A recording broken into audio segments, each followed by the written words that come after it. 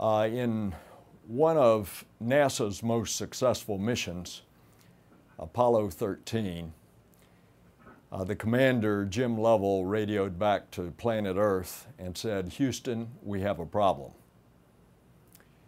We potentially now have another problem, Houston and Kennedy, and that is that the total bets are put on the commercial spacecraft getting us to and from the International Space Station, not only with cargo, but human rated, so that we can deliver our astronaut crews instead of having to pay the Russians to keep ferrying us up to our own national laboratory." And it is designated as a national laboratory. I commend the administration for extending what was obvious, the space station until 2020. But if the commercial boys don't work, then we are stuck for upwards of a decade relying on the Russians. And that's not a good position to be in. Now, the problem is that with the existing budget coming into this one, we were stuck in an unenviable position with a follow-on Constellation rocket called Ares 1 that wasn't even going to be ready until 2018, and then it had limited use. So we are in a series of bad choices.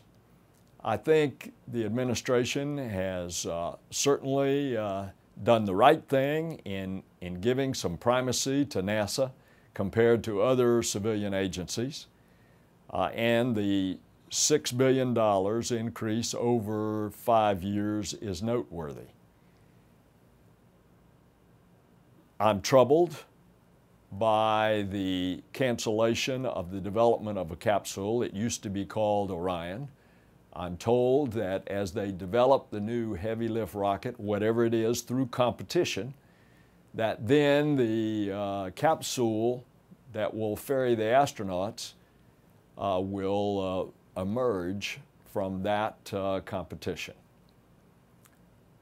Whatever it is, on the bottom line, we need to explore the heavens. And we need to do that as fast as possible, and that means getting ourselves where we can get out of low Earth orbit. I think a lot of their technology development is very good. Developing the new systems, the life systems, the propulsion, all of that research and development, some of which I hope will be at the Kennedy Space Center to ameliorate the loss of thousands of jobs. I'm told in this figure of 7,000 jobs lost that we will see 1,700 jobs produced with regard to the commercial rockets, plus several hundred other jobs as they modernize the Kennedy Space Center. But as you could see, that would still be the loss of some upwards in the high 4,000s or 5,000 jobs. We've known this was coming. The question is, how can we ameliorate that by bringing in additional work and keeping the finest launch team on planet Earth together, and to keep those critical skills and that corporate knowledge that we have at the Space Center together. Other space centers will be affected as well.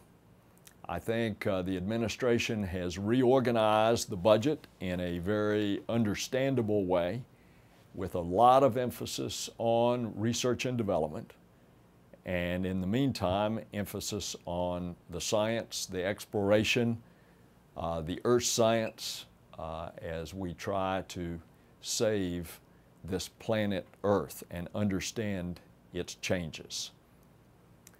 So my final comment before I take your questions is that the President proposes and the Congress disposes Under the Constitution, the Congress has the purse strings. We should do this in cooperation, not in combat with the executive branch of government.